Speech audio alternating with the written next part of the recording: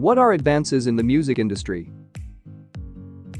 Each record label grants the artist an advance for the creation of an album. The artist will not see any gain from his or her royalties until the advance is fully recouped.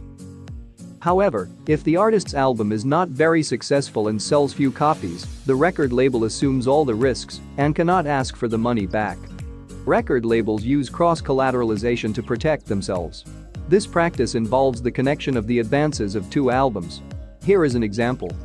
Let's say the label's advance for your first album is $50,000 and $50,000 for the second as well.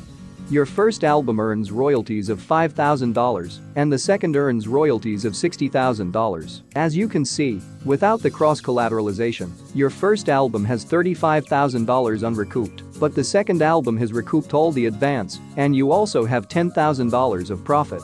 Let's see what happens with the cross-collateralization. As we mentioned earlier, the record label advanced you $50,000 for the first album and another $50,000 for the second album, so you have $100,000 to recover before earning royalties. Unfortunately, with the earnings of the two albums you only made $65,000, you need another $35,000 to make a profit. Obviously, cross-collateralization is not an advantage for the artist who has to recover $35,000 to get his or her royalties and profits. It's in the artist's interest to try to limit the cross-collateralization. Follow the violet drop for more tips about the music industry.